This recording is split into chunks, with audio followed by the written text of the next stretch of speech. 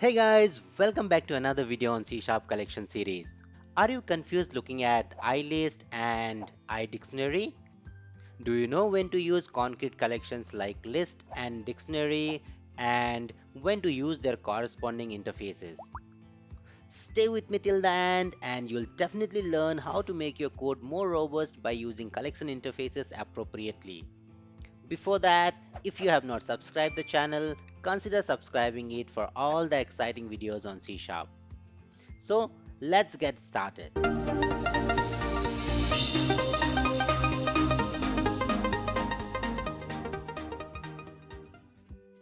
There is a well known statement which says coding to interfaces, not implementation.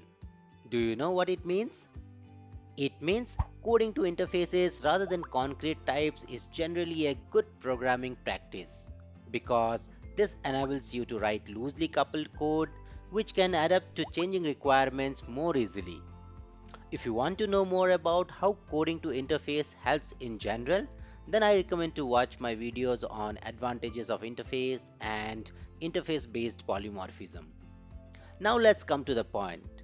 When it comes to dictionary and list, you can see it inherits so many interfaces. That's for dictionary and that's for list. Let's go back to our slide. So this is the inheritance hierarchy of list. We have already gone through IEnumerable in detail in our last video. Also partially we have discussed about read-only collections.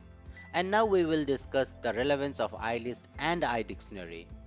Now to understand the concrete type list and dictionary and the interfaces iList and iDictionary, you have to understand the difference between classes and interface. Let's go to our Visual Studio. Let's take an example. Suppose you have a business layer object display processor. Say it has a method display and takes a type car. Let me create a class car. Let's say it has a method display name. Let's take the car name as a constructor parameter and let's display it. Let's call it from down here car dot display name. Perfect.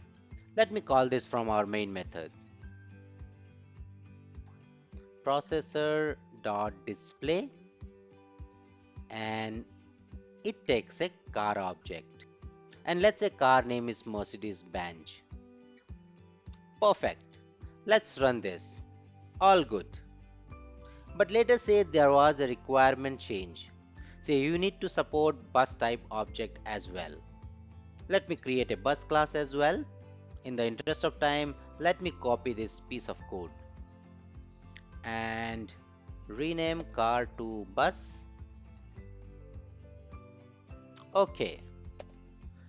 Now do you see any problem with our current code? In the current code structure, you may probably need to change the business layer, which means we have a kind of tightly coupled code here. Because we are depending on the concrete class car, we need to change our business layer. Perhaps we have to altogether create a new method, taking a bus object as a parameter. Something like this.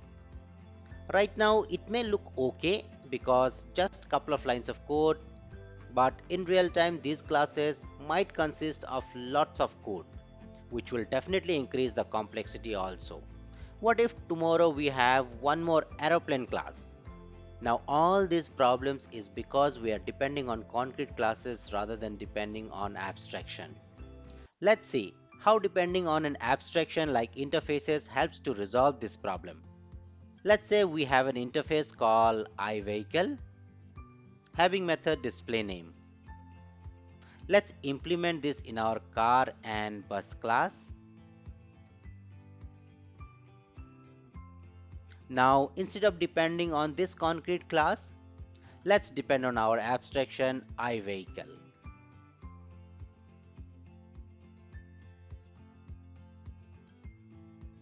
Now from my main method, I can pass a car object and if it requires bus object, I can pass that too.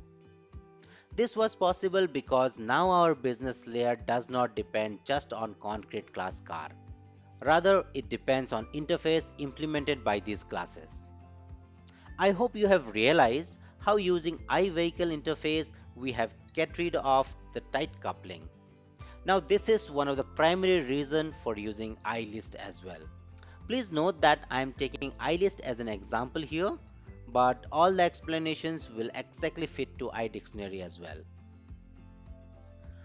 Let me create a list, say list of car. Let me add few cars. Let me create a method to show these cars.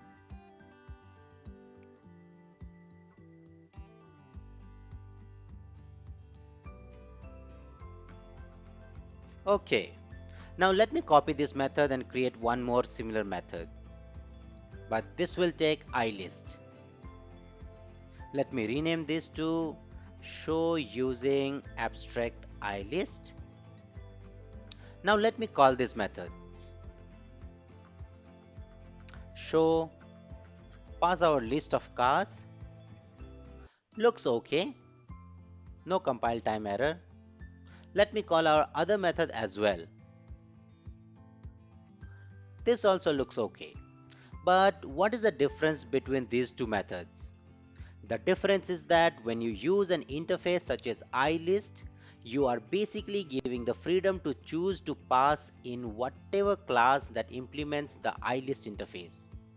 Remember our iVehicle?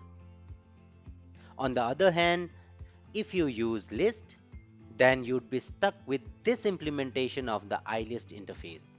That means you can only pass list and nothing else.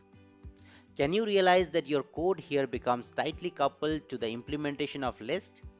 Now similarly, if you return iList, then you have the flexibility to return more types than just the list of t in case in future the internal implementation changes.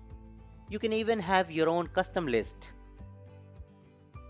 Say class my custom list and let's implement iList of car.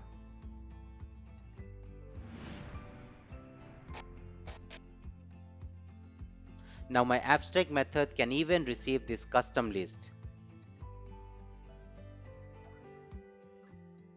See, all okay. But I cannot do this to my concrete implementation.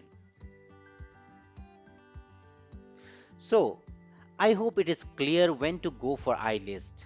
Let me summarize when to use list and when iList. If you want to store actual list items, then use list of t, or for key value pair use concrete dictionary, because in this case you need a concrete data structure. If you are exposing a public API and if you require it as an argument, consider iList of t. And also if you return it from a method or property, then also consider using iList. As discussed, it gives you flexibility to return more types than just concrete list of t. Actually, it is always better to expose interface from your methods rather than concrete implementations. Basically, it's not just about list, it's a basic design principle to prefer interfaces over concrete implementations. Having said that, it all depends on your use case as well. When you are exposing an interface method via some library, framework, or module, it is you who has to decide the boundaries of your data and how your data should be accessed by other developers. I'll discuss more about this in my next video on C# collection best practices as well. If you want to create your own custom list, then you can implement iList. It can help you by giving you basic methods and structures to your new custom class. Now, if you check from operation perspective, you can restrict direct unintended operation access. If you see the operations in IEnumerable, it has just one operation. It means it just knows how to enumerate. Now let's see iList. Okay, it has little more operations than IEnumerable. It can insert an item, remove it, get the index of an item. and you can retrieve items using index and nothing else. Now let's see list. See, it has hell lot of operations. So what we generally do is, since list supports everything that is required for a collection, we tend to use it always. Of course, without thinking about the topics that we have just discussed. In certain scenarios, it could be fine, but if you are looking from maintainability perspective and also want to avoid giving unnecessary freedom to do anything with your return values, then you should consider using collection interfaces appropriately.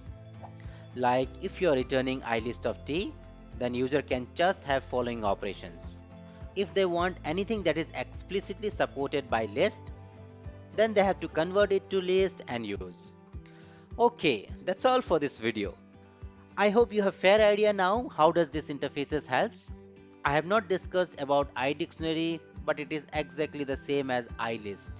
Only the difference is iDictionary has key value pair. I will discuss more about these in my next video on C# collection best practices. If you like the video, don't forget to subscribe the channel and drop in your comments for all the future videos on C# and other technologies. Thanks.